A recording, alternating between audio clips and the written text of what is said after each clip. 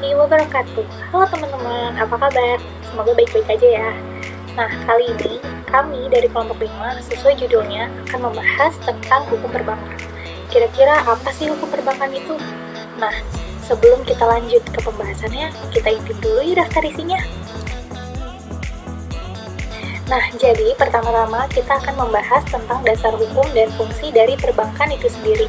Dilanjut dengan pembahasan tentang macam-macam dari nasabah, lalu selanjutnya kita akan membahas tentang jenis atau macam-macam dari bank serta kegiatannya. Kemudian dilanjut dengan pembahasan tentang struktur perbankan di Indonesia dan struktur manajemen bank. Lalu yang terakhir kita akan membahas tentang kerahasiaan dan kejahatan dalam perbankan. Gimana? Menarik kan? Daripada berlama-lama, langsung kita simak aja yuk pembahasannya. Assalamualaikum warahmatullahi wabarakatuh. Melanjut ke pembahasan hukum perbankan syariah. Yang pertama ada dasar hukum perbankan dan fungsi perbankan itu sendiri. Dasar hukum perbankan dibagi dua, ada dasar hukum mengenai undang-undang hukum perbankan itu sendiri dan Fatwa Dewan Syariah Nasional Majelis Ulama Indonesia. Yang pertama ada di daftar beberapa undang-undang mengenai hukum perbankan. Yang pertama ada Undang-Undang Nomor 10 Tahun 1998 tentang perbankan. Yang kedua ada Undang-Undang Nomor 3 Tahun 2004 tentang lampiran Bank Indonesia dan Undang-Undang Nomor 24 Tahun 2004 tentang lembaga penjamin simpanan, dan terakhir Undang-Undang Nomor 21 Tahun 2008. Mengenai Fatwa Dewan Syariah Nasional atau Fatwa DSN MUI terkait undang-undang di Indonesia, ada beberapa fatwa mengenai undang-undang atau dasar hukum perbankan syariah di Indonesia. Yang pertama ada Fatwa Nomor 1 Dewan Syariah Nasional Nomor 2 Tahun 2000 tentang giro, Fatwa Nomor 2 Dewan Syariah Nasional Majelis Ulama Indonesia Tahun 2000 tentang tabungan, Fatwa Nomor 3 Dewan Syariah Nasional Majelis Ulama Indonesia Tahun 2000 tentang deposito, Fatwa Nomor 4 tentang murabahah, Fatwa Nomor 5 Dewan Syariah Nasional Majelis Ulama Indonesia Tahun 2000 tentang jual beli saham, dan beberapa fatwa-fatwa yang lainnya. Kemudian terkait fungsi perbankan itu sendiri, cantuman Undang-Undang Nomor 10 Tahun 1998 atas perubahan Undang-Undang Nomor 7 Tahun 1992 Bab 2 Pasal 3 tentang fungsi utama perbankan di Indonesia, yaitu adalah sebagai penghimpun dana dan penyalur dana masyarakat. Demikian, bank perlu memperhatikan yang lebih besar dalam meningkatkan kinerja perekonomian di Indonesia di wilayah operasi tiap-tiap kantor. Sementara itu, peranan bank menyelenggarakan kegiatan usaha berdasarkan prinsip-prinsip syariah perlu ditingkatkan juga dan menampung aspirasi maupun kebutuhan masyarakat di Indonesia itu sendiri. Dari yang kita ketahui tentang fungsi perbankan, dari sini ada dua cakupan tentang fungsi perbankan yang kita pelajari. Yang pertama adalah fungsi perbankan tradisional, kutipan dari suatu lembaga perbankan yang memiliki tanggung jawab dua kelompok. Dari kelompok pertama adalah fungsi tradisional, yang mana fungsi tradisional itu sendiri seperti yang dikatakan di atas di dalam persoalan penghimpunan dana pada cantuman pasal 3 Undang-Undang Perbankan. Selain menyalurkan dana masyarakat dan perantara bagi yang berlebihan dan kekurangan dana. Kemudian kelompok 2 adalah fungsi financial intermediary. Apa itu? Di mana sarana pembayaran atau agent of development, pengarahan dalam sarana pembayaran, serta bertujuan guna mendukung pelaksanaan pembangunan nasional, pertumbuhan ekonomi, dan stabilitas nasional. Karena kenapa? Ke arah peningkatan taraf hidup rakyat banyak. Hal fungsi juga berkutat pada 5 aspek perbankan syariah. Yang pertama adalah mendukung kelancaran mekanisme pembayaran. Yang kedua adalah mendukung kelancaran transaksi internasional. Yang ketiga ada penciptaan uang. Yang keempat ada sarana investasi. Kemudian yang kelima ada penyimpanan barang-barang berharga. Kemudian lanjut ke macam-macam nasabah atau beberapa kategori nasabah yang layak kita ketahui. Yang pertama adalah nasabah penyimpan, yaitu di mana nasabah yang menempatkan dananya di bank dalam bentuk simpanan berdasarkan perjanjian dengan nasabah yang bersangkutan. Hal ini tercantum pada pasal 1 angka 17 Undang-Undang Nomor 10 Tahun 1998. Kemudian nasabah debitur. Untuk nasabah debitur adalah nasabah yang memperoleh fasilitas kredit atau pembayaran berdasarkan perjanjian bank dengan nasabah yang bersangkutan pula. Pasal 1 angka 18 Undang-Undang Nomor 10 Tahun 1998. Baik, kemudian masuk ke jenis-jenis bank itu sendiri yang dikolerasikan dengan fungsinya. Yang pertama adalah jenis bank berdasarkan fungsinya. Ada bank sentral, di mana bank sentral itu sendiri adalah sebuah instansi yang bertanggung jawab atas kebijakan moneter di Indonesia atau wilayah negara tersebut. Bank sentral berusaha untuk menjaga nilai stabilitas mata uang di negara tersebut atau wilayah tersebut, stabilitas sektor perbankan, dan sistem finansial secara keseluruhan. Ada beberapa tugas dan fungsi bank sentral yang wajib kita ketahui. Yang pertama adalah melaksanakan dan menetapkan kebijakan moneter. Yang kedua adalah mengatur dan melancarkan sistem pembayaran. Yang terakhir adalah mengawasi dan mengatur kinerja bank itu sendiri. Jenis yang kedua dari bank yang wajib kita ketahui adalah bank umum. Apa itu? Bank umum adalah bank yang melaksanakan usaha dan kegiatannya secara konvensional dan atau berdasarkan prinsip syariah. Jadi bukan hanya kategori konvensional saja, bank umum juga didasarkan pada prinsip-prinsip syariah yang di dalamnya memberikan kegiatan jasa dan beberapa fungsi utamanya, yaitu menghimpun dana di mari masyarakat dalam bentuk suatu simpanan. Yang kedua ada menyalurkan dana masyarakat dalam bentuk pinjaman. Yang terakhir menerbitkan uang melalui pembayaran kredit atau investasi. Kemudian jenis yang lainnya ada bank perkreditan rakyat. Yang kita ketahui jenis bank berdasarkan fungsinya. Dalam kategori kelompok 3 ada bank perkreditan rakyat.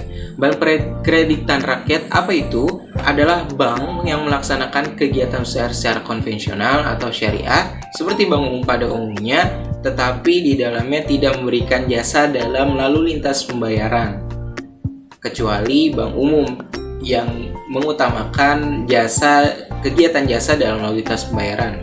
Dalam bank perkreditan rakyat itu sendiri ada fungsi yang harus diterapkan. Yang pertama adalah penghimpunan dana dari masyarakat yang berguna, yang berupa deposito berjangka, tabungan, dan bentuk lainnya yang dipersamakan dengan itu. Kemudian yang terakhir adalah memberikan kredit.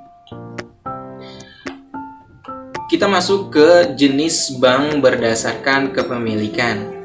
Ada beberapa jenis bank yang didasarkan kepemilikan. Ada bank pemerintah, ada bank milik swasta nasional, ada bank milik koperasi, dan yang terakhir ada bank milik campuran. Kita masuk ke bank milik pemerintah pada awalnya, yang dimana bank pemerintah adalah bank yang sebagian atau seluruh sahamnya dimiliki oleh pemerintah Indonesia seperti BTN, BRI, BNI, dan Mandiri, yang mana sahamnya dimiliki oleh pemerintah Indonesia atau dipegang oleh pemerintah Indonesia. Kemudian ada bank swasta nasional, bank di mana sahamnya dimiliki oleh aspek konteks swasta nasional itu sendiri, serta akta pendiriannya pun didirikan oleh swasta. Pembagian keuntungannya juga untuk swasta nasional, contoh dari Bank Muamalat, BCA, Bank Mega, dan Bank Danamon. Kemudian bank milik koperasi, apa itu? Bank yang kepemilikan sahamnya dimiliki oleh perusahaan dengan berbadan hukum koperasi. Contoh ada Bank Hukum Koperasi Indonesia. Kemudian bank milik campuran merupakan cabang dari bank yang ada di luar negeri, baik dimiliki oleh swasta asing dan pihak swasta nasional, atau bahkan dimiliki oleh pemerintah asing. Kepemilikannya dimiliki oleh pihak luar negeri, contoh Bank of America, ada Citibank, atau ada HSBC, The Bank of Tokyo Mitsubishi, atau UFG. Kemudian yang terakhir, kemudian selanjutnya ada jenis bank dilihat dari statusnya. Di sini ada 2 bank dilihat dari statusnya. Yang pertama ada bank devisa, yang kedua ada bank non devisa. Apa itu bank devisa? Bank devisa adalah bank yang dapat melaksanakan transaksi ke luar negeri atau yang berhubungan dengan mata uang asing secara keseluruhan. Persyaratan untuk menjadi bank devisa apa? Yang pertama adalah ditentukan oleh Bank Indonesia, karena pusat di Indonesia adalah diperuntukkan kepada Bank Indonesia.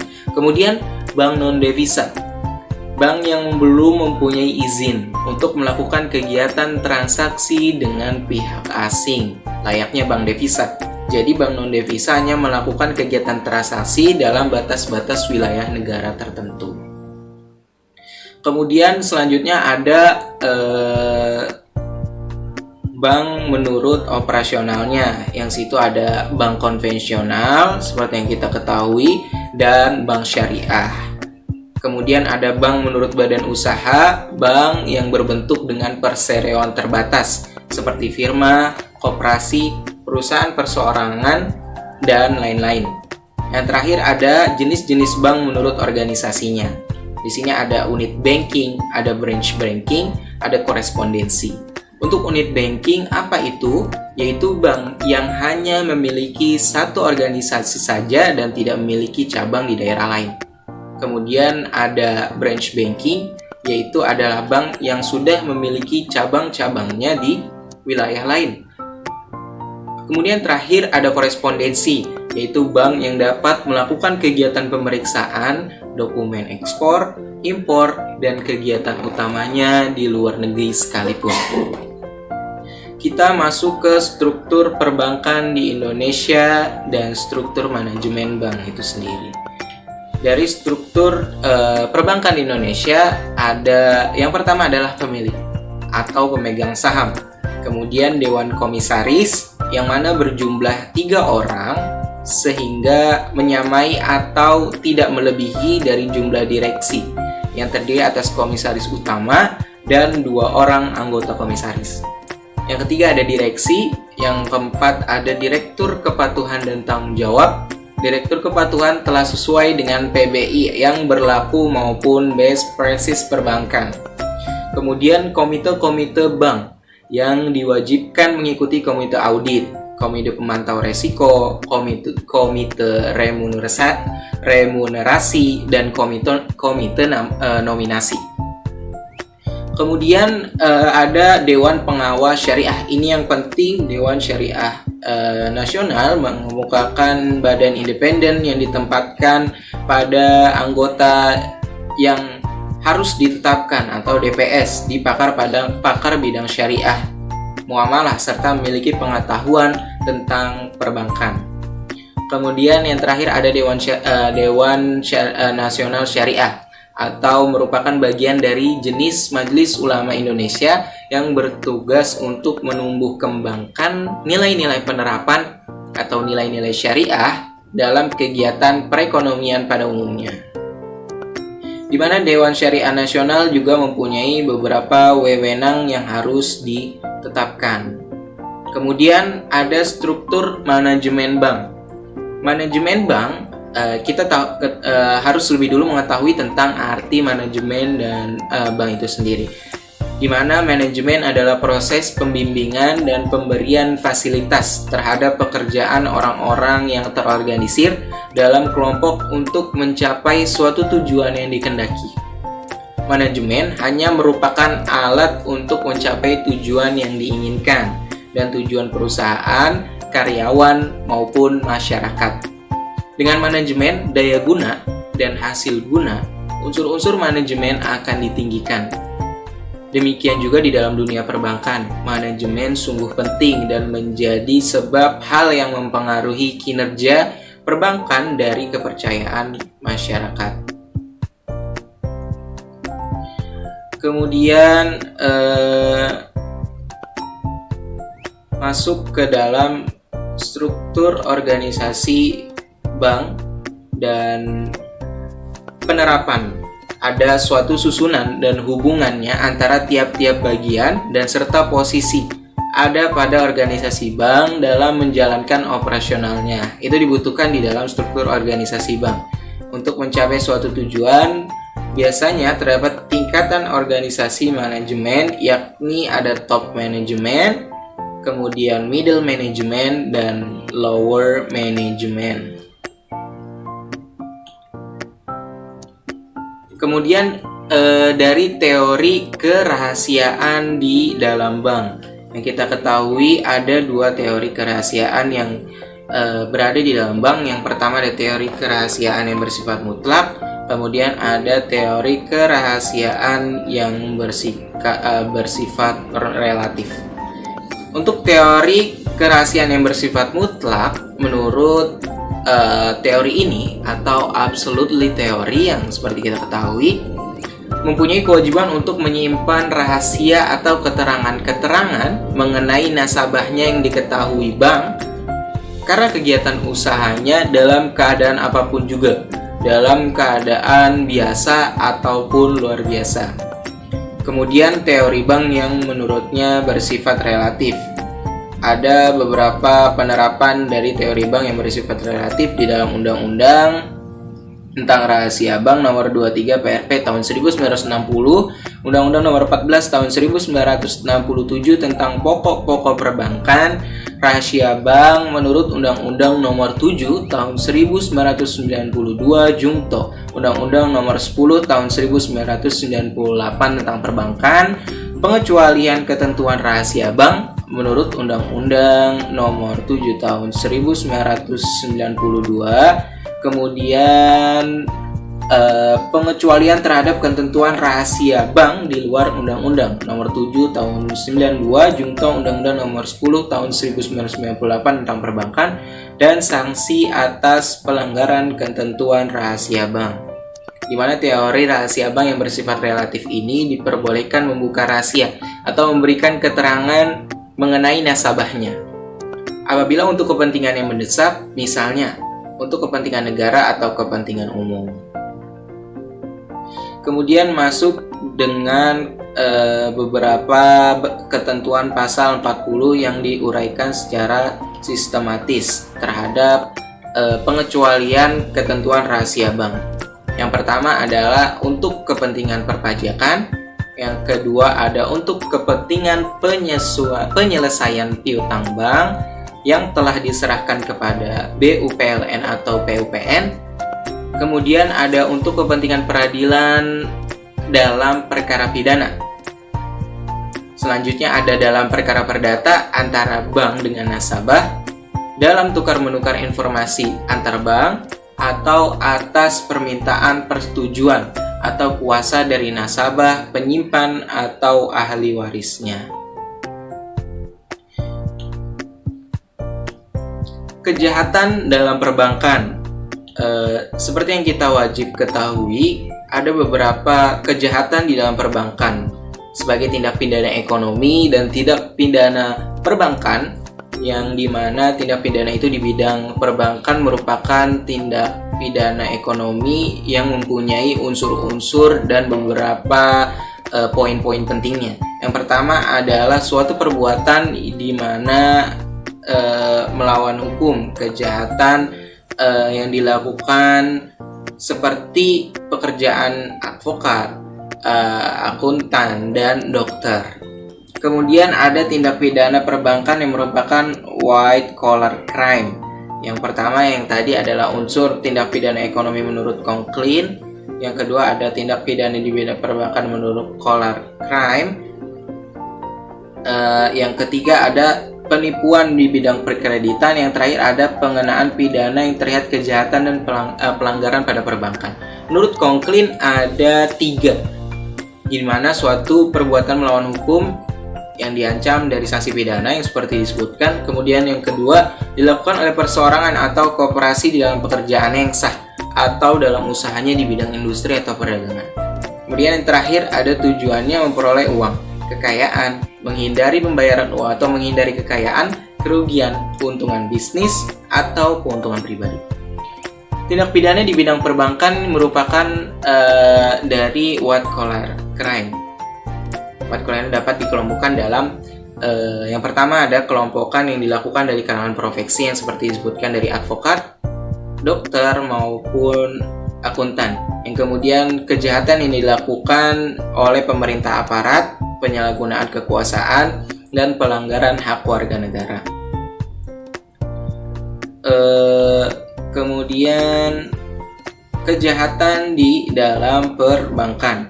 Kejahatan di dalam perbankan atau yang kita sebut dengan money laundering.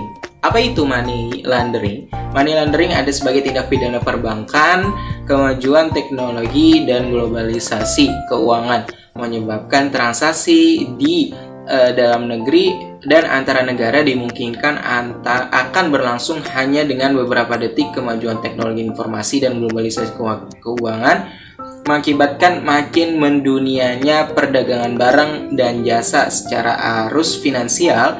Kemajuan tidak selamanya berdampak positif bagi masyarakat, tapi kadang justru menjadi sarana berkembangnya suatu kejahatan, terutama kejahatan kerah putih atau white collar crime, atau kejahatan bisnis atau business crime, dan kejahatan koperasi atau corporate crime. Kemudian tingkat kejahatan money laundering.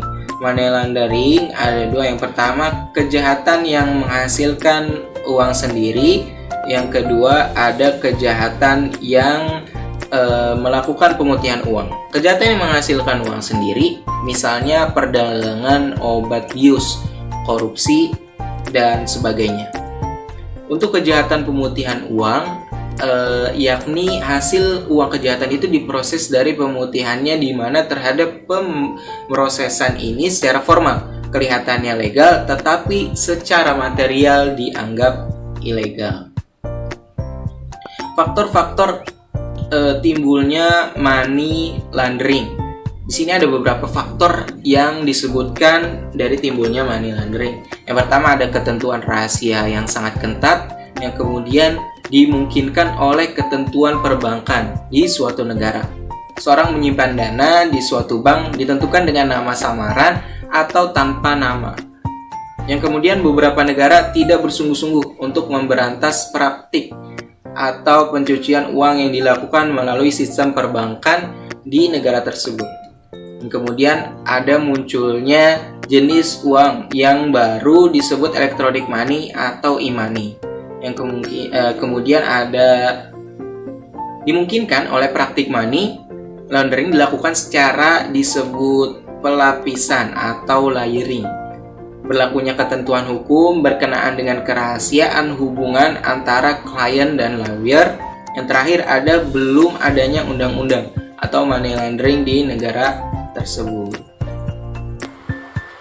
Nah, jadi kesimpulannya, pengaturan dan struktur finansial di Indonesia merupakan satu kesatuan sistem yang dibentuk dari semua lembaga keuangan yang ada, dan kegiatan pokok di bidang keuangan yaitu menarik dana dari masyarakat dan menyalurkannya kepada masyarakat. Berkaitan dengan sistem keuangan yang dianut di Indonesia, terdiri dari sistem keuangan moneter dan lembaga keuangan lainnya. Bank adalah salah satu daripada lembaga keuangan yang banyak membantu masyarakat dalam menjalankan roda perekonomian sehari-hari. Tentu ada dampak positif dan negatif dalam sistem keuangan dari suatu lembaga yang mana telah kita ketahui dan kita jadikan hal yang positif sebagai asas kita dalam berkegiatan di lembaga keuangan negara. Baik, terima kasih beberapa pemaparan dari aspek-aspek atau komposisi hukum perbankan syariah di Indonesia. Nah, gimana nih teman-teman? Semoga dari pembahasan tadi, kita semua bisa jadi lebih paham ya tentang hukum perbankan. Baik, terima kasih semuanya yang sudah menyaksikan dari awal sampai akhir. Semoga ilmunya bermanfaat. Sekian dari kami. Wassalamualaikum warahmatullahi wabarakatuh.